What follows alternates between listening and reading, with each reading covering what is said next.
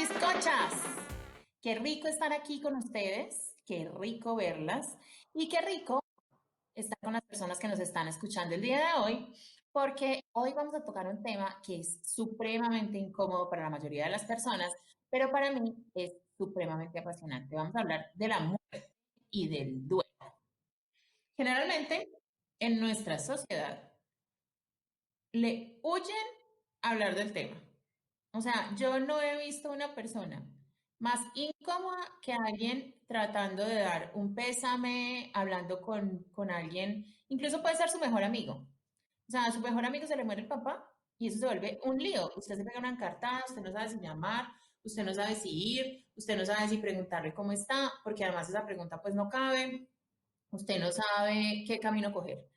Y es que nuestra sociedad, incluso yo me atrevería a decir que en toda América nos han educado para que la muerte sea algo absolutamente terrible y el duelo sea algo que no hay que vivir.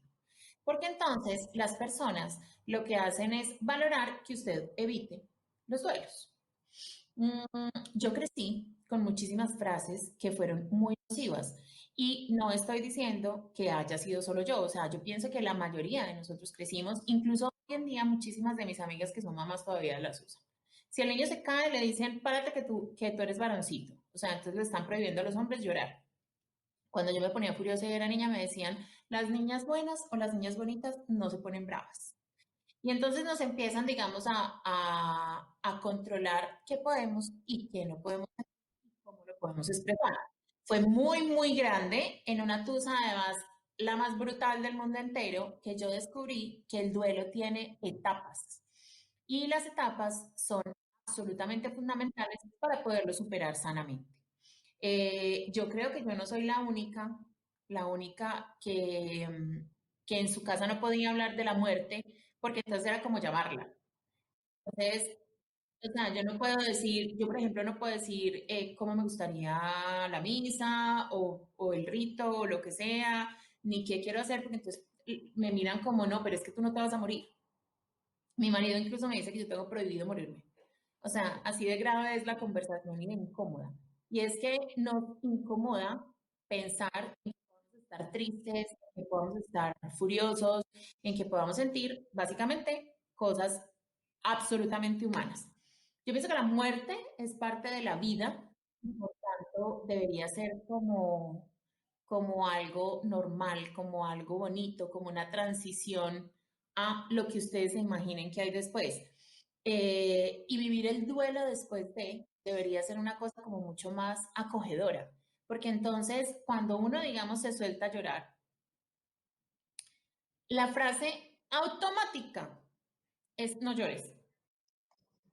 Por eso no vale la pena llorar, o mira que hay tanta gente que es peor que tú, que esa me provoca, o sea, tantos niños en la calle aguantando hambre y tú te vas a preocupar por un novio, o sea, no.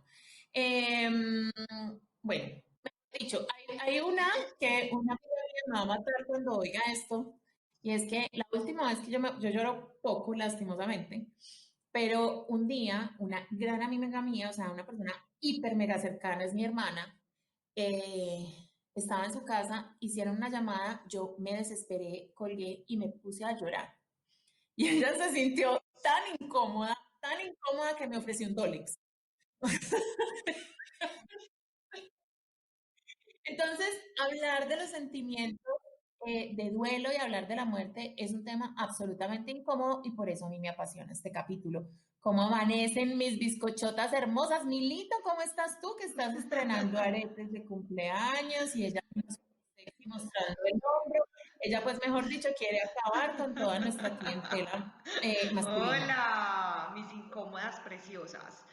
Estrenando aretes, muy interesada en esta conversación que vamos a tener hoy. Yo creo que además es una conversación oportuna por el problema, o más que el problema, la tensión global que estamos viviendo en este momento en relación con el coronavirus y que la palabra muerte y la situación muerte está siendo tan recurrente. Yo soy una convencida que hay que naturalizar la conversación porque hay que naturalizar la muerte, pues hace parte de la vida, como muy bien lo decías ahora, pero creo que nos hemos llenado de muchos paradigmas, de muchas creencias que nos limitan en relación con el tema. Y es absolutamente necesario tener esta conversación. Me encanta también cómo quieres que la abordemos, tú que nos vas a ayudar pues hoy a ser como el hilo conductor de esta conversación en relación con el duelo, porque no sabemos bien qué es el duelo ni cómo desarrollarlo. Hemos sido como desordenados en el manejo de los duelos. Todos hemos tenido duelos de diferentes magnitudes, por diferentes cosas. Entonces estoy súper emocionada con esta conversación. Qué rico, Milito, porque la verdad es que yo también, digamos, el tema del duelo a mí me ha apasionado toda la vida porque yo, por ejemplo, mi papá se murió a los 3 años y obviamente no elaboré bien un duelo porque yo creo que un niño a los 3 años, excepto que sea muy bien conducido por sus padres o por un profesional, pues obviamente no tiene cómo elaborar un duelo de estos. Y lo vine a desarrollar ya muy grande, porque una de las cosas de los duelos es que si usted no la hace, la deja pendiente. O sea, son acumulativos. No es que se desaparezcan. O sea, si usted evita un duelo, eso no es que se fue. No, ahí queda para el siguiente. Diana, ¿cómo amaneciste el día de hoy? Hola, hola a todos. Amanecí súper bien, con muchas expectativas con esta conversadita, porque yo pues tengo claro que hago mis duelos de una forma completamente desordenada, mal hechos. A mí me van a venir a patear una cantidad de duelos algún día porque no los he hecho nunca bien. Y sabes que ahorita que estabas hablando de que desde chiquitos nos deberían hablar de la muerte, eh, a mí se me ocurrió que cuando a mí me diagnosticaron con cáncer, el psicólogo, pues yo inmediatamente llamé a un psicólogo para ver cómo manejaba el tema con Nicolás, que en ese momento tenía 5 años, eh, y hasta que no pasaron las primeras 4 quimios no sabíamos nada. Entonces, el psicólogo de Nicolás, pues yo conseguí un psicólogo infantil y me dijo, tienes que decirle a Nicolás que te puedes morir. Y eso me pareció horrible, horrible, porque claro, a uno le han dicho siempre, no, pues los niños no tienen por qué oír esas cosas, de eso es dañarles la niñez. Y sabes que lo manejamos con ayuda y Nicolás, sí, yo no te voy a decir que no tenga miedo, porque tiene unos miedos a la muerte, yo creo que un poquito más cercanos que otros niños, pero Nico lo manejó muy bien y lo entendió y supo que yo estaba enferma y supo que si yo me moría él iba a estar bien, él iba a tener a su papá y a sus abuelos y nada le iba a pasar a él. Entonces me parece, ahorita que estamos hablando de eso, me acordé y me parece que sí debemos hablarle a los niños, pues no decirles, vea, es que todos nos vamos a morir y chao y de malas, sino esto es una realidad y tú vas a estar bien. Pues me parece que sí, es un tema que sí debemos hablar desde que somos chiquitos y casi que normalizarlo porque no hay nada más normal que la muerte o las enfermedades, ¿cierto?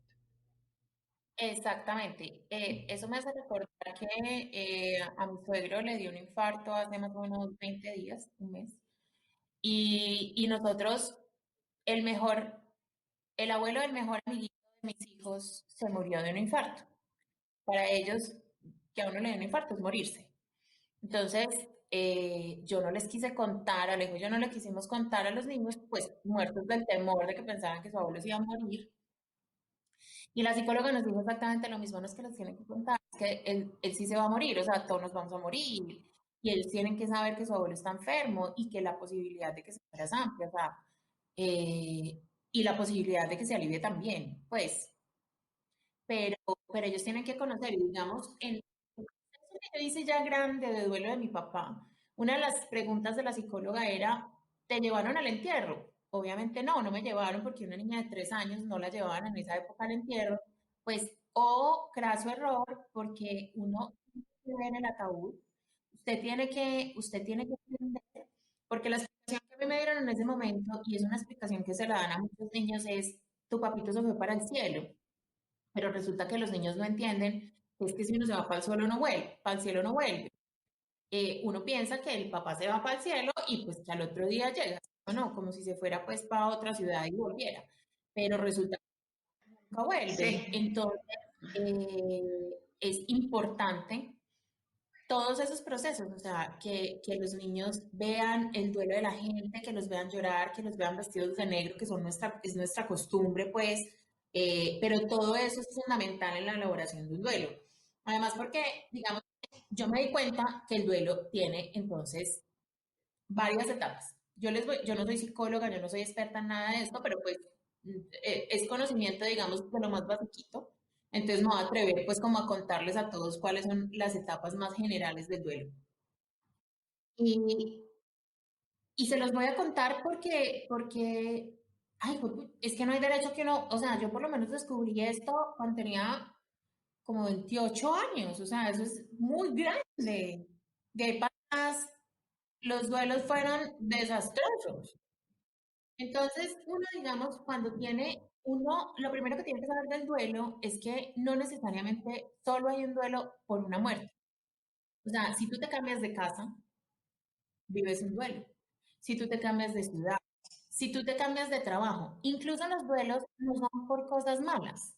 O sea, tú puedes tener un trabajo muchísimo mejor, igual tienes que hacerlo en duelo al trabajo anterior, que esa es una cosa pues que no sabemos, o sea, independientemente el cambio sea positivo, igual tiene que ser un pequeño duelo. Y todos los cambios en la vida del ser humano requieren un duelo, chiquito o grande, pero requieren un duelo. Las etapas del duelo son, primero, a usted le dan una mala noticia, la que sea. Entonces, o usted entra en shock o entra en negación. En shock, yo siento, y esta es una interpretación de Francina Echeverry, pues no me van a crucificar, y es que el organismo como es tan inteligente que dice, venga, yo no soy capaz de asimilar todo esto. Entonces nos vamos a quedar un día como, unos días como en pausa, para yo coger fuerzas para asimilar esta vaina. Ahí es cuando usted queda como, a ver, ¿qué es lo que está pasando? Y uno queda como paralizado, y uno como que no entiende. O definitivamente en negación, esto no está pasando, esto se va a mejorar, esto no va a ser así. O sea, por ejemplo, cuando tú seguramente le avisaste a alguien de tu cáncer, no, es que tú te vas a aliviar. O eso debe ser que te diagnosticaron mal. ¿Sí me entiendes? Eso es negación. Eso es negación. Y por ahí pasamos todos. O sea, no es que usted puede que se demore 5 minutos, puede que se demore 3 días, pero es una etapa normal que cualquier ser humano sufre. Luego pasamos a una que a mí me fascina, que la gente generalmente quiere evitar, y es la ira. Usted pasa de la negación a la ira. Entonces es o una ira con el mundo, porque está pasando lo que está pasando, o una ira con su ex, digamos, si terminó una relación. Y, por ejemplo, con Dios, uy, con Dios hay unas iras miedosas. O cuando usted le echa la culpa a todo el mundo de lo que le está pasando. Y pues nadie tiene la culpa, o sea, eso sí, es la vida, pasan, cosas pasan. Entonces, digamos la ira en esas relaciones que acaban por las buenas y que somos muy buenos amigos y que todo en buena onda y no sé qué, yo esas terminadas con todo el, o sea, con todo el amor les digo que yo no le creo ni forro a eso, porque sí, o sea, para mí es necesario odiar, odiar a la otra persona porque es que uno necesita hacer un proceso de desprendimiento. Independiente de que la relación estuviera pésima, pues simplemente usted vivió muy buenos momentos con esa persona en algún momento, la quiso profundamente, seguramente la sigue queriendo en algunos aspectos, entonces tiene que haber una rabia, o sea, yo necesito rasgar como esos sentimientos que tengo para poder salir de ahí. No, pues obviamente no lo logro. Después de sentir esa ira, y hay formas de expresar la ira que son muy saludables. Por ejemplo, les voy a contar las mías, que todo el mundo me dice, pero cómo, o sea, ¿cómo voy a hacer eso? O sea, me sentiría como loca. No, usted no sabe la salud mental y la salud física que da esa vaina. Por ejemplo, coger una almohada, ponérsela en la cara y gritar con toda la ira que usted siente, eso es genial. Otra es que en los almacenes de deportes, a mí esto me fascina, en los almacenes de deportes hay una cosa de esas de boxeo, ¿cómo se llamará eso? Bueno, esa cosa pues que una bolsa de boxeo, pues usted se pone los guantes y le da a esa cosa con toda la fuerza que tenga. Póngase los guantes, por favor, sin los guantes se lastima. Póngase los guantes y le da a esa bolsa con todo lo que da, se quita los guantes, los deja ahí y sale y se va al almacén. Nadie le va a decir nada. Se lo juro por mi Dios porque yo lo he hecho en todos los almacenes de deportes que existen. Como tengo alguna radiecita ahí que no sepa antes. En los centros comerciales, en la zona de jueguitos de los niños, generalmente también hay, en el último piso de uno de los centros comerciales había una que a mí me encantaba, porque era como un ladrón que le robaba a uno las cosas, entonces usted se pone un guante de boxeo y le tiene que pegar a una cosa de la maquinita, pues como para noquear al ladrón, ¿cierto? Ah, no, no, no, no, no, no, no. O sea, las fichas más bien gastadas de este mundo. Cuando yo tenía una ira de esas inmundas, entonces mi centro comercial y le pegaba eso feliz. Además, porque es que no crean que yo soy una iracunda. No lo soy. Las personas que me conocen saben que yo generalmente no tiendo a despelucarme con nada. Es más, le pueden preguntar a mi marido, que él es fiel testigo. Pero entonces, claro, todo lo que me molesta realmente se me queda guardado porque obvio yo no pierdo la compostura, entonces eso se va quedando ahí guardado. Por eso les digo que es súper importante. Si todo esto le parece muy extremo, pues tengo opciones más suavezongas. Coja una libreta, cójase un marcador grande, rojo, bien vistoso, bien gigante y escriba te odio, lo que le salga. Eso no se lo va a mandar, eso no se lo va a entregar, eso no se lo va a decir, eso no nada. Pero sáquelo de su organismo. ¿Cierto? Eh, Después de tanta ira, y si usted obviamente la canaliza de una manera sana, sigue la tristeza. Esa es como la tercera etapa. Entonces ahí es cuando usted se agarra a berrear por todo. Yo lloro muy poco, pero en la vida me han dado días, es que es muy chistoso que me dicen, yo me siento a llorar, por lo que sea. Es como una llave que se abre y eso se demora un ratito en volverse a cerrar. Y es que la tristeza es tan, tan, tan importante porque alguien dice que las lágrimas limpian el alma. Y es verdad. O sea, es como sacar, no sé, como todo lo que usted tenía guardado ahí, renunciar a todo lo que se acabó para poder darle la bienvenida a lo nuevo. Entonces, llorar es fundamental o simplemente estar triste, acurrucarse, qué sé yo, trátese bien, trátese bonito, sus amigos seguramente lo van a entender. O sea, no el amigo que se lo lleva a tomar trago porque no llore, no, ese no. El amigo que le dice, no, sí, tranquila, o sea, siéntate a llorar tranquila. O simplemente usted con usted. Pero la tristeza hay que vivirla y hay que tenerle paciencia porque ella se va a quedar hasta que obviamente se necesite. De ahí, miren lo importante que es la tristeza y cuando, como a nosotros nos enseñaron que no, pues que llorar está como mal, porque no llores, no llores. Eh, ¿Cómo se siente usted después de pegar una buena llorada? O sea, solo piense eso. Usted se llora así impresionante y termina y uno queda como, incluso como con los hombros abajo, así súper tranquilo, relajado, liviano. Si hubiera sacado un gran peso de adentro. Entonces, obviamente después de esta etapa pasamos a la aceptación de la situación, o sea, esto se acabó, esta relación se acabó, mi papá se murió, perdí un hijo, o sea, lo que sea. Y luego el aprendizaje, que el aprendizaje, claro, es mucho tiempo después, viene si usted elaboró un buen duelo, porque difícilmente usted va a llegar a una etapa de aprendizaje si no elaboró un buen duelo. Pero entonces entender esa situación tan compleja por la que usted tuvo que pasar, que le ha traído de bueno a su vida. Bueno, digamos que ese era el marco y esas son como las etapas del duelo que me parecían muy importante mencionarlas, pero entonces quiero darle, digamos, un giro a esta conversación. Como estamos en medio del COVID, estamos encerrados, hay tantas muertes, hay tanta tristeza, porque la verdad es que perder personas en la vida es triste. Yo voy a cambiar el tono de la conversación un ratico y les voy a preguntar algo que seguramente me van a odiar, pero a mí no me importa, porque estoy segura que me vuelven a querer. Y es, ¿cuál es la embarrada más grande que ha hecho cada una en el duelo de alguien más? Porque generalmente, como la conversación es tan incómoda, mete las patas, pero uno dice, ¿a qué hora dije eso? Bueno, piénsenlo, por favor, y vamos a empezar con Diani.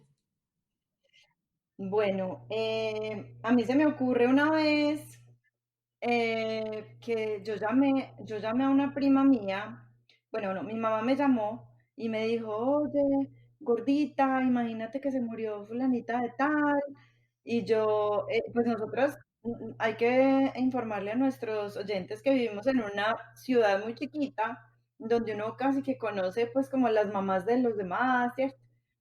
Entonces, no, imagínate que se murió fulanita de tal, y yo, ¿y quién es ella? Y me dijo, no, es la suegra de tu prima. Yo, ay, ¿cómo así? Qué pesar. Mi prima vivía en Estados Unidos, entonces yo la llamé a una prima pues que yo adoro, la llamé, le dije, oye, mira, siento mucho, qué pesar, no, qué necesitas, pues lo típico que uno dice, que uno no sabe ni qué está diciendo. Y ella me dijo, ¿por qué? ¿Qué pasó? Yo no, pues me acabé de enterar de lo de tu suegra. ¿Mi suegra? ¿Qué le pasó a mi suegra? Pues sí, además la suegra había estado un poquito enfermita, pues. ¿Qué le pasó? ¿Cómo así? Nada. Pon y me tiró el teléfono. Y yo, Ay, no. y yo me quedé como, oh, entonces llamé Dios a mi mío. mamá, mami, ¿tú estás segura que la señora que se Ay, murió? no. Sí, fulanita me contó, no sé qué, sí, imagínate. Y yo, ay, mami, no, fui yo la que le dio la noticia. Ay, ¿Qué es no, esto no, tan desastroso. horrible? Sí. Dios mío, no, bueno.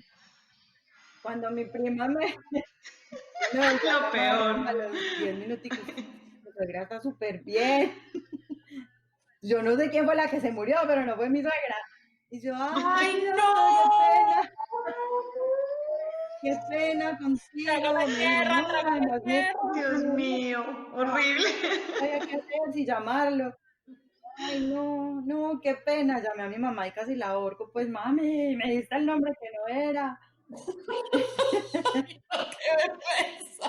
Sí, sí, ¡Qué vergüenza! sí, sí. Cagada.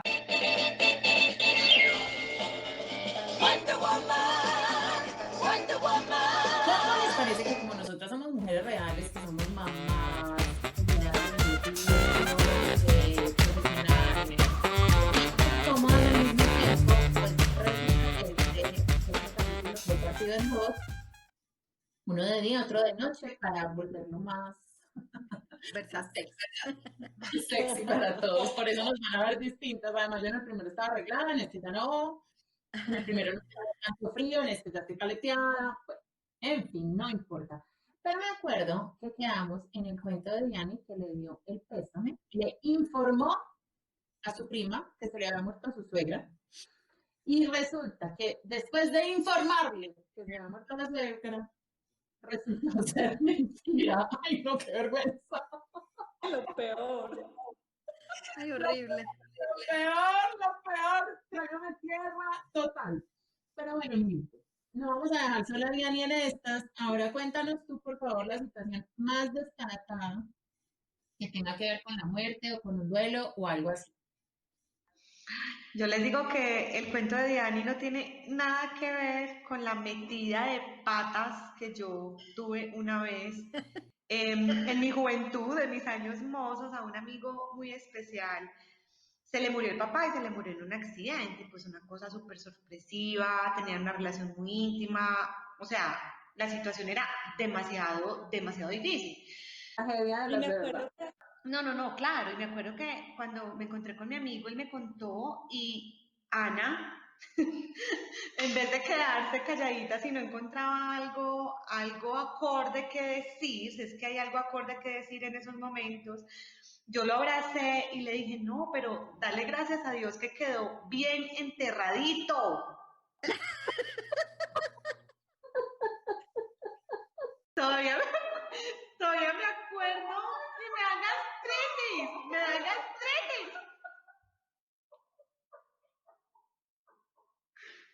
siquiera había quedado bien enterradito. Imagínense eso. De pantanero. No, él me miró y él no sabía tampoco qué hacer y gracias a Dios se rió. O sea, me abrazó y me dijo, eso eres tú, ahí estás pintada. Y yo no era capaz de terminar de... No. La escena fue horrible. Íbamos con otra amiga, la amiga me pegaba pellizcos y entre más me pegaba pellizcos yo menos entendía qué tenía que hacer. Horrible. Horrible.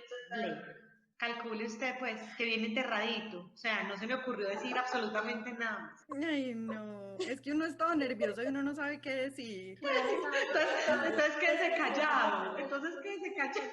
Sí. O haga cara de... Ahí les cuento. Terrible. Si escuchas este podcast, te quiero con todo mi corazón y todavía lo siento en el alma. Te lo juro que lo siento en el alma. Además, no se olvida jamás. Jamás. Bueno, pero volviendo a lo incómoda que es esta conversación, porque es que es completamente difícil hablar de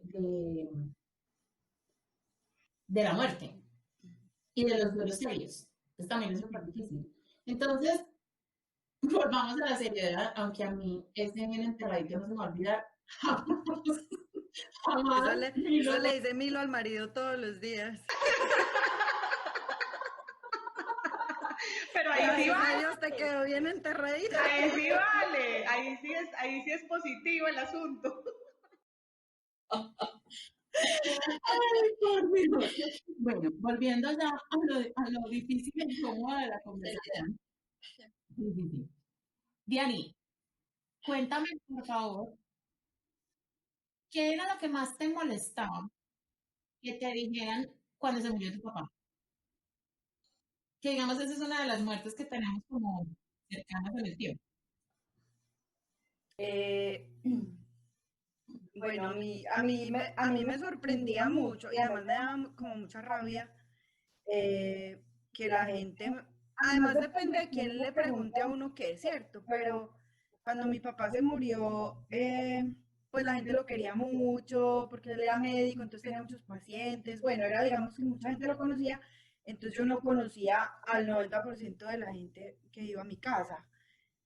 Y entonces iban a mi casa y como mirando a ver qué, qué había en mi casa y me preguntaban a mí, ¿y tu mamá cómo está? Entonces, pues, no, muy bien, está tranquila, pues, muy duro, pues lo mismo que uno dice, pero tu papá tenía seguro de vida, o, pero ella económicamente quedó bien. Ay, a mí me provocaba como, yo era aterrada, yo decía, yo no puedo creer que a mí me estén preguntando eso. Es muy distinto que una amiga le pregunte a uno, oye, pero ¿cómo van a estar? ¿Cómo van a solucionar? Todo está bien, porque la parte económica indudablemente es un problema más, pero la gente, ni siquiera pues ni siquiera me conocían, porque además yo viví muchos años por fuera y me preguntaban, ¿y tu mamá económicamente está bien? ¿Y qué van a hacer con esta casa tan grande? Y yo era como, pues, no sé, estamos recogiendo vaca para pagar la cuenta de la luz, ¿vas a ayudar? No, además que, o sea, si es una persona muy amiga tuya, pues lo que tú dices, o sea, tiene derecho a preguntar, incluso por la relación cercana y porque seguramente está preocupado por ti o por tu mamá, pero por el chisme, por lo menos vaya pregúnteselo a alguien que no sea tan cercano, o sea, si está tan interesado en el chisme. Pero ¿sabes qué me di cuenta yo? Mucho que a la gente le gusta la tragedia. A la gente le gusta que uno le diga, no, estamos muy mal, no, quedamos sin un peso, o no, es que, porque a la gente le gusta tener que decir, ay, yo estuve allá y me contaron a mí, que estaban muy mal de plata, qué pesar, voy a rezar por ellos. Pues a la gente le encanta la tragedia del otro. Es un tema de amarillismo que yo incluso no creo que sea malintencionado. Es un amarillismo, yo no sé, es como cuando van pasando por un accidente que se voltean a mirar. O sea, yo les digo que yo jamás en mi vida miro un accidente, pero el 99% de las personas sí. Porque es incluso como un reflejo humano. No me pregunten eso de dónde sale, y lo mismo es con ese tipo de cosas. O sea, entre más trágica sea la historia, como que más boletería vende, pues, por decirlo de alguna Sí, manera. Sí, Y eso, digamos, me parece peor, o sea, más, complejiza más la conversación, porque entonces uno ya no está hablando de yo lo siento por ti, lo siento por tu familia, sino averigüemos el chisme para poderlo transmitir. Y eso definitivamente no tiene cabida en estas conversaciones. O sea, lo incómodas que son, pero el chisme no tiene cabida y el amarillismo pues tampoco. Tampoco porque es muy falta como de dolor solidario por las personas que lo están sintiendo realmente. Bueno, ya después de esos comentarios tan absolutamente desacertados que le hicieron a Diana, yo quiero saber otra cosa. Uno hay duelos en esta vida o muertes en esta vida eh, que, que se las espera. O sea, uno, digamos, espera algún día poder enterrar a sus papás y hacerles el duelo, ¿cierto? Pero hay duelos, o digamos el duelo de cambiarse de casa, usted se lo espera, ¿cierto? Eh, pero hay duelos que uno no se espera en la vida y que lo cogen por sorpresa. ¿Cuál ha sido, digamos, ese duelo que te cogió a ti, que dijiste, Dios mío, bendito, y yo ahora cómo hago esto? Sabes que esa pregunta es como, tiene mucho fondo para mí, porque yo tuve contacto con un duelo muy fuerte cuando estaba todavía muy chiquita, pues tenía 13 años, eh, y fue que se murió mi mejor amiga, que es Alejandra Vélez Mejía. En ese momento yo era Ale. Muchas personas pues que escuchen este podcast la conocen, hay una fundación muy linda para niños con cáncer, ella murió de cáncer. Eh, pero fue un momento donde yo era tan inocente que yo no entendía muy bien qué pasaba. Yo digamos que vine a hacer el duelo de Ale mucho después, cuando ya tenía por ahí 20 años. Y iba a la fundación y se me partía el corazón porque en ese momento pues mi papá trató de explicarme que Ale se había ido para el cielo, pero como ustedes decían, es como si le dijeran a uno que se fue para una finca y vuelve a los 8 días, y a los 8 días íbamos a poder jugar, íbamos a poder pintar, a correr pues por la calle La Camelia en Manizales, y resulta que no, que Ale no volvió nunca. Y que se transformó en un ángel, porque mi papá me decía, es tu ángel, tienes que conectarte con ella por medio de la oración, pero yo no lograba entender mucho por qué Ale se había muerto, además, por qué si estaba chiquita se moría. Yo digamos que no conocía nada de la muerte, y la muerte de Ale me enfrentó como con esa realidad. Fue un duelo que hice mucho después, creo que porque en su momento pues era muy inocente y no entendía qué estaba pasando, y después viví una nostalgia muy fuerte, y todavía cuando hablo de ella, digamos que me da como mucha tristeza de esa historia, porque me pongo a pensar como todo lo que hubiéramos podido vivir. Pero esos duelos sorpresivos que tú mencionas, yo tuve uno muy fuerte, y fue cuando tuve una pérdida de mis gemelos. Eh, y fue muy fuerte y muy sorpresivo porque mi embarazo iba perfecto, o sea, todo iba perfecto, mi papá es ginecobstetra, y todos estábamos tranquilos con mi embarazo. Y yo fui un viernes de puente, me dijeron, Ana, son gemelos, ese puente calculen cómo empezamos a preparar todo, comprábamos pijamas por dos, ya visualizábamos el cuarto, o sea, como toda la ilusión de vienen unos gemelos, además porque cuando a ti te dicen que son gemelos, eso es una noticia. Y el lunes los vi, o sea, yo no tuve tiempo de enfrentarme como a esa situación. Y lo que yo hice en ese momento, ahora que lo analizo con muchísimo más detenimiento, es que yo metí el dolor debajo del tapete. Y yo al otro día quería ir a trabajar.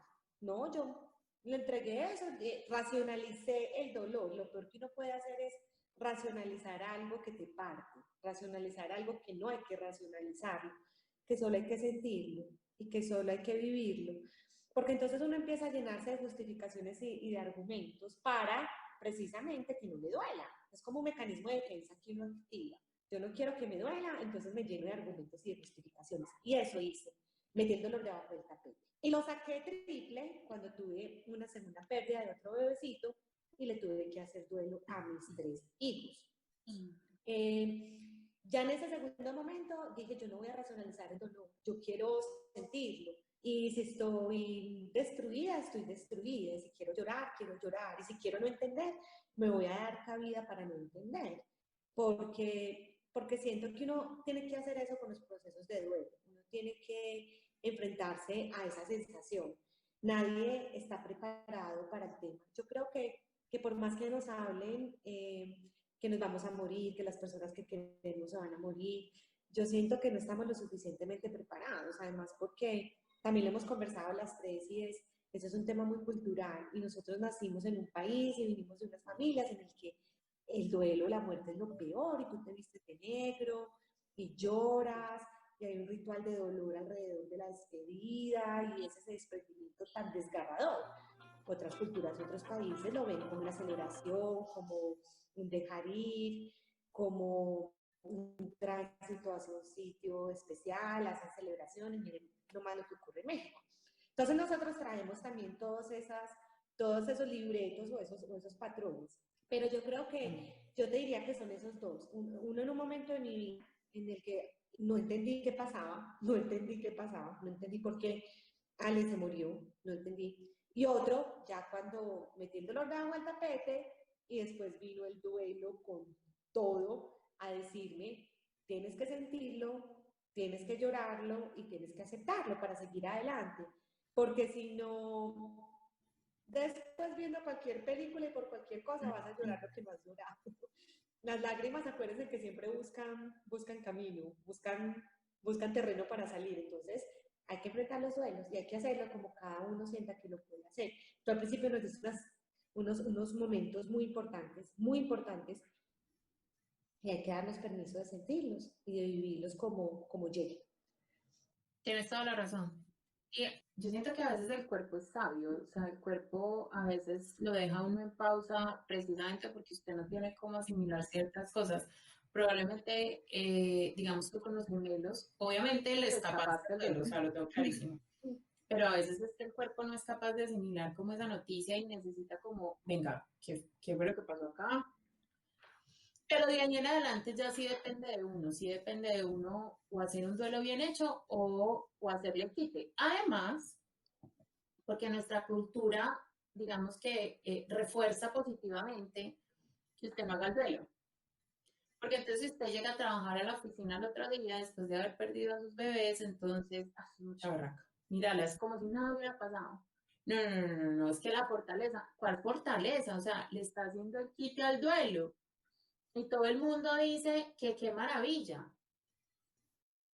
Pero sabes que yo quería como agregarle un poquito a eso que estabas diciendo de la cultura, yo creo que es en todo el mundo, que a nosotros cuando estamos despechados, cuando tenemos tusa por alguien, pues eso es un duelo horrible, eso es como si se le muriera a uno a alguien y es súper doloroso, pero ahí mismo todo el mundo llora, descarga, ven, nos tomamos unos tragos, sí, lo peor, y le acolitan a uno todas las embarradas que uno hace, todas las tristezas, pero se le muere a alguien y es, no, tienes que ser fuerte, supéralo. Pues como que romantizamos tanto el amor, pero la muerte la tenemos como, es muy incómoda. Entonces yo pienso que cuando uno celebra que otra persona sea valiente, está pensando en, ay, no me toca incomodarme, no me toca estarla viendo llorando, no me toca estarlo abrazando, no sé qué decirle. No es maldad, es que como yo no sé qué decirle, entonces siquiera no me toca decirle nada porque está muy fuerte. Yo pienso que es como por ese lado. No sé qué Sí, piensen. sí, yo estoy de acuerdo, total. Pero bueno, y hablando de eso, ¿tú cómo elaboras tus duelos? Yo, pésimo. La verdad. No, mis duelos, mal, mal. O sea, la psicóloga me da mucho palo porque yo no he hecho muchos duelos que debía haber hecho hace mucho tiempo. Pues uno tiene duelos que no cree que deba trabajar y como Milo decía, que uno se cree muy fuerte y pues nos hacen creer que entre uno menos llore y menos drama haga, pues porque todo es muy dramático, pues mejor. En mi casa era muy, no, vas a estar bien, todo va a estar bien y ya. Entonces, tengo una amiga que quiero mucho, que es como una hermanita, y ella nos va a oír, yo creo. Ella y yo tuvimos una experiencia muy difícil cuando éramos chiquitas, en donde pues nos tocó ver una tragedia horrible, nos tocó vivir una noche muy horrible en donde pues su papá murió, nos tocó enfrentar un secuestro, bueno, y yo nunca le hice duelo a esa noche y realmente la preocupación siempre fue otra, no mi drama o mi problema personal, y ella y yo lo hablamos mucho, ella me dice mucho, tienes que hacer ese proceso porque ella ya lo hizo, pero ese tema nunca se habló ni en mi casa ni en la casa de ella. Entonces, empezando pues por ahí y ya después los otros duelos, el duelo de mi papá yo no lo he hecho, yo estoy segura que me va a patear en cualquier momento, porque pues no, a mí me tocó como volverme bueno, vamos a arreglar todo lo que quedó, encargarme de las cosas que quedaron, mi hermano no vivía en Colombia, mi mamá pues quedó muy solita, entonces a mí me tocó encargarme de todo. Creo que las tres vivimos la misma experiencia con los embarazos que perdimos. Eh, ese duelo, ese duelo es un poquito más íntimo y más de, ay, pero pues la gente dice, ay, pero pues no era un hijo, o sea, era un embrión, no era un, pero, y yo soy de las que pienso que eso no era un bebé, sino que era todo lo que viene con un embarazo, eso solamente lo entiende uno. Vienen una cantidad de ilusiones, vienen una cantidad de sueños, una cantidad de, como un amor tan impresionante que uno siente cuando quiere ese hijo. Y el último duelo que yo tuve que hacer fue, bueno, dos duelos. Uno, el de la muerte propia, cuando a mí me diagnosticaron con cáncer. Milito estuvo conmigo todo el tiempo porque el papá de Milo es ginecobstetra y él me acompañó todo ese tiempo, pues porque mi papá ya se había muerto y él fue como mi papá en ese momento. Y fue de mucha incertidumbre, ¿cierto, Milito? Entonces esa enfrentada de me puedo Impresionante. morir, mi vida, qué hice con mi vida, me faltó hacer tanto, hacer como todo el duelo de la vida que no llegará. No es tanto lo que uno vivió, sino lo que no va a hacer. No pude hacer esto, no voy a hacer esto, no voy a lograr ver a mi hijo crecer, no voy a poder escribir el libro que quiero escribir. Bueno, muchas cosas de uno le hace el duelo a la vida que no va a llegar. Y también me tocó hacer un duelo que yo pensé que no iba a tener que hacer y fue el duelo de los hijos que no voy a tener. Y yo leí mucho que todas las mujeres cuando llegan a la menopausia tienen que hacer un proceso de duelo por ese proceso de ya no voy a tener hijos. Así tú tengas 55 años y ya ni siquiera se te pasara por la cabeza tener un hijo, hay que hacer ese proceso. Ya se me acabó mi edad reproductiva. Y con la quimioterapia a mí me llegó la menopausia y cuando me diagnosticaron fue que mi esposo me dijo, volvamos, y me dijo en algún momento, yo quisiera tener otro hijo, y yo como que cuando empecé quimios, el oncólogo me preguntó, ¿tú quieres tener más hijos? Y yo no, yo ya estaba separada, yo no más hijos, yo a duras penas puedo con este sola. Y cuando él me dijo eso, me dio tan duro, ustedes no se imaginan, tan duro, yo decía, yo ya no voy a poder tener más hijos, pues, y yo no estaba pensando tener más hijos, pero ese duelo creo que ha sido uno de los más duros, ese, sí. Son, son procesos muy complicados en la vida de cada uno. Yo siento además que cada duelo es completamente distinto y para cada persona es completamente distinto. O sea, lo que tú decías, digamos, de tu amiga y de lo que vivieron, de eso tan complejo, que además entonces cuando la situación es más grave para la otra persona, porque claro, esa noche murió el papá de ella, no el tuyo, entonces se vuelve muy complejo porque entonces el dolor le pertenece a ella, no a mí, y no es verdad. Yo he vivido 3 duelos de muerte eh, en los que el proceso de duelo de cada uno, pues obviamente ha sido Completamente distinto, primero que porque tocó eran seres cánceres distintos, distintos y dos, porque yo estaba estaba en momentos distintos de de mi mi vida. vida. El primero fue la muerte de mi papá cuando yo tenía 3 años yo simplemente sentí que mi papá me había abandonado, porque claro, entonces él se fue para el cielo y no volvió. Y me dejó a mí, aquí, a su hija. Yo tuve que reconstruir ese duelo como 25 años más tarde, como de 28 años, con la psicóloga, y me tocó reconstruirlo. O sea, no les digo ni no, me tocó ir hasta el cementerio y hacer de cuenta que yo estaba enterrando a mi papá. Y entonces miren lo importante que es hacer los duelos en el momento en el que está, en el que son, porque entonces si no, usted, o sea, el duelo es acumulativo. Usted no lo hace y él se queda para el siguiente. O sea, él se queda sentado esperando hasta que usted lo afronte, sí o sí, y ni siquiera se afronte, usted lo sienta y lo saque. Otro duelo que fue muy complejo, un primo mío se suicidó. O sea, alguien amarillista pues soñaría con este cuento, yo no se los voy a contar, pero tenía todos los elementos dramáticos que se puedan imaginar. Era un niño de 19 años, bueno, el suicidio fue brutalmente horrible. Entonces la familia quedó, cuando hay un suicidio en la familia, digamos que el hecho principal es el suicidio, pero eso desencadena una cantidad de reacciones en medio de la familia terribles, porque entonces todos empiezan a preguntar quién va a ser el siguiente. No me pregunten por qué. Entonces, y si hubiéramos hecho no sé qué, y si hubiéramos hecho no sé cuántas, y si hubiéramos podido evitar. Entonces, a mí en ese momento la psicóloga me recomendó un libro que yo se lo recomiendo a cualquier persona que esté pasando por un duelo de muerte, que se llama Déjalos ir con amor. Y es un duelo muy bonito, porque es un duelo acompañado de ese libro, que es un libro que casi que uno siente que lo abraza. Y le explica el porqué de muchas cosas. Digamos, hay un capítulo obviamente del suicidio y uno entiende, por lo menos, que no hay un porqué. Que esas cosas pasan, pero no tiene que haber en la vida de esa persona un porqué. Entonces, digamos que le quita a uno una cantidad de dudas, porque el duelo del suicidio viene con una cantidad de dudas muy complejas. Y el tercero de que ustedes también han hablado es el de perder un embarazo. Y entonces,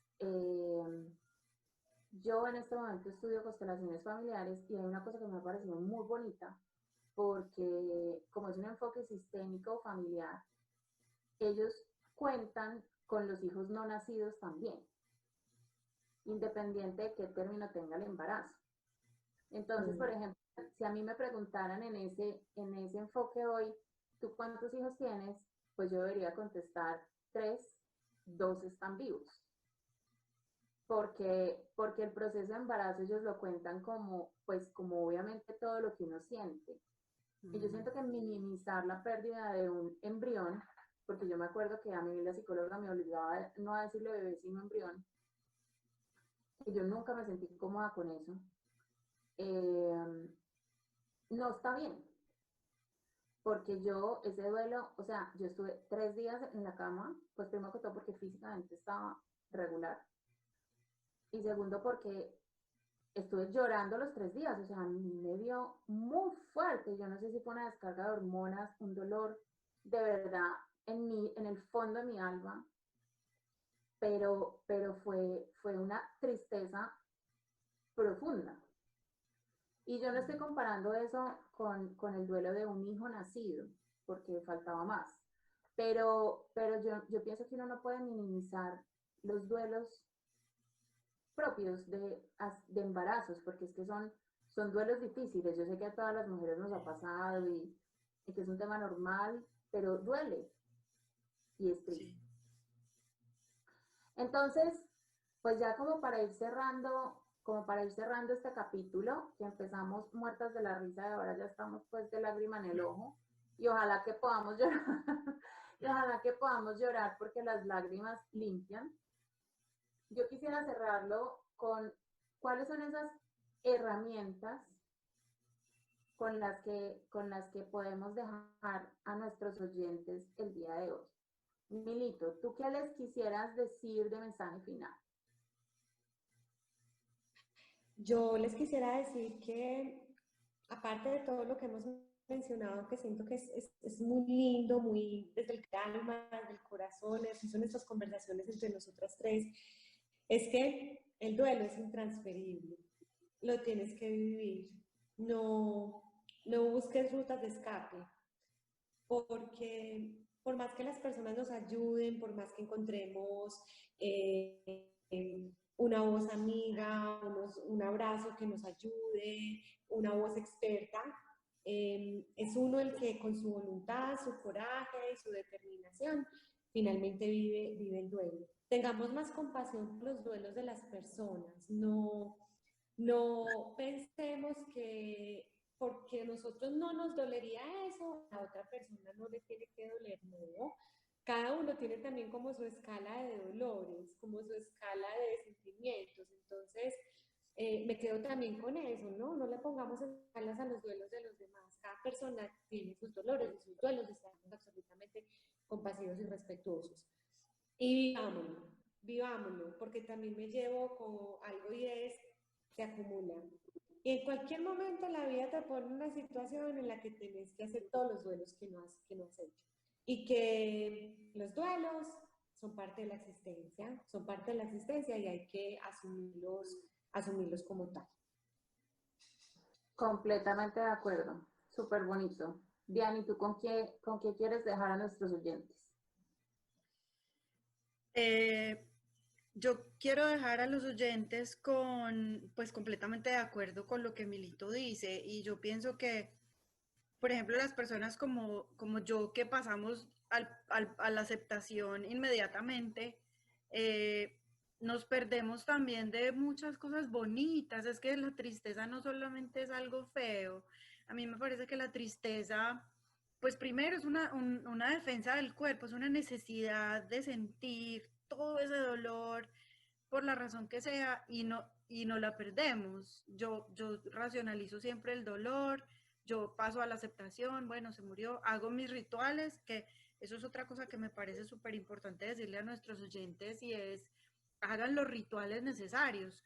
Por ejemplo, yo no soy católica, entonces para mí la misa de mi papá fue más un símbolo de como de una cantidad de gente con la misma energía de amor por mi papá, más que la misa misma, donde yo pude escribirle a mi papá lo que yo estaba agradeciéndole, todo lo que viví con él, como celebrando su vida, pero yo hice mis propios rituales con mi papá, yo sembré un árbol que él quería, que él llevaba 6 meses diciéndome quiero sembrar este árbol, y yo fui, lo sembré, puse cenicitas de mi papá al lado del árbol, al lado puse 3 arbolitos de los bebés que perdí, sembré 3 arbolitos, uno por cada uno, y esos son rituales que pues no le van a traer a uno a nadie de la muerte, pero son rituales en donde usted tiene un sitio a donde ir. A mí no me gusta el cementerio, yo voy al arbolito de mi papá. Eh, entonces todo ese proceso tan desgarrador, en vez de evitarlo, hay que vivirlo, no hay que anestesiarse, no hay que emborracharse, no hay que, nada, si usted necesita un aguardientico para poder llorar, tómese un aguardientico, pero no se tome la botella entera. Y, y yo sé que suena como un poquito crudo, pero de cierta manera disfrútese y de ese permiso de desgarrarse y de sentirse destrozado, porque eso es lo natural es que a uno le duela todo cuando alguien se le muere o cuando pierde a alguien, pues un amor, bueno, no sé, es lo normal es que usted llore y se destroce y se vuelva mierda, entonces de ese permiso, eso pasará, en algún momento se va a sentir mejor, con eso me quedo yo. Ah, muchas gracias, Diana. Sí, me gusta mucho lo que estás diciendo. Y con lo que estás diciendo, yo recordé algo. El año pasado se murió una de mis tías, de 80 y tantos años, una mujer fantástica. O sea, una tía de esas tías. Eh, pero entonces ella tenía diabetes, tenía 82 años, o sea, para mí ya ella había vivido su vida como la había querido, la había disfrutado, se la había trabajado. O sea, ella se gozó hasta donde pudo, pero llevaba 2 años muy enferma. Entonces, cuando se murió, a mí me dio mucha tristeza. Yo la quería mucho, pero la enterré en paz. Triste, muy triste, pero en paz. Porque vivió la vida que quiso, porque vivió el tiempo que, o sea, que cualquier ser humano aspiraría a vivir, porque se disfrutó hasta la última gota, porque fue amorosa. Entonces yo pienso que la muerte también es bonita. Sí. También es bonita y obviamente cada duelo es distinto, pero hay muertes que si bien hay que hacerles un duelo, no es como tan desgarrador, sino es un duelo muy en paz. ¿Con qué quiero dejar a nuestros oyentes? Que hay herramientas para que puedan sobrellevar un duelo. Y es que, según lo que hemos hablado, digamos, yo he tomado aquí unos pequeños apuntes. Y mire, usted no tiene por qué pasar solo por los duelos que tenga que pasar. Sea bien un novio, sea un cambio de ciudad, sea un cambio de país, sea una muerte, sea lo que sea, si a usted le está doliendo y siente que lo sobrepasa, definitivamente hay profesionales que pueden ayudar. Hay psicólogos, hay psiquiatras que seguramente van a darle a su duelo, digamos, una forma más tranquila para usted. Si no los puede pagar, o si no le parece porque no le gustan, entonces en las universidades hay consejeros, en las parroquias hay padres que acompañan duelos, porque ellos están formados también para eso, entonces seguramente lo van a poder acompañar. Si no le gusta a la gente, porque pues hay de todo, ¿cierto? Yo, digamos, en mis duelos yo me encoco, no quiero hablar con nadie, no me provoca nada. Entonces hay libros muy bonitos que lo van a acompañar a usted en ese proceso. Algo que le puede ayudar muchísimo es hablar de la muerte con sus seres queridos, obviamente antes de que pase. Yo con mi marido muchas veces he hablado de yo qué quiero en mi entierro. Yo, digamos, le digo, hombre, si me vas a hacer misa, pues es porque mi mamá todavía esté viva, porque si no, no me metas a mi iglesia, porque es que no me provoca, no quiero. Además, ¿cómo le parece el cura detrás del ataúd echándole agua bendita? Y el humo saliendo.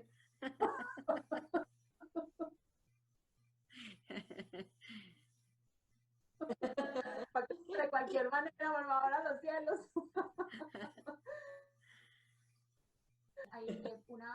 Yo trabajaba en una universidad, a una mujer fantástica que era la directora de la biblioteca. Se le murió su hija de cáncer, una niña muy joven, y ella nos pidió a todos los que asistimos al entierro que nos fuéramos vestidos de blanco, por ejemplo. Son detalles digamos, de eso que puede que para usted sea importante. Digamos, para mí sería importante que no se fueran de negro. Si ninguna de las anteriores le gusta, no le sirve, siéntese a escribir. Coja una libretica, un papelito, lo que sea, y todos los días escriba lo que está sintiendo, que seguramente ahí va botando todo lo que tiene que botar y va elaborando su duelo tranquilamente. Bueno, para nosotras fue un verdadero placer. Esperen en nuestro próximo programa nuestra relación con el cuerpo. ¡Ay, qué tema tan incómodo! Ahí donde el marido le diga a uno que uno está gordo, dígame cómo queda. Temazo. Temazo. Cielo. Besos gigantes.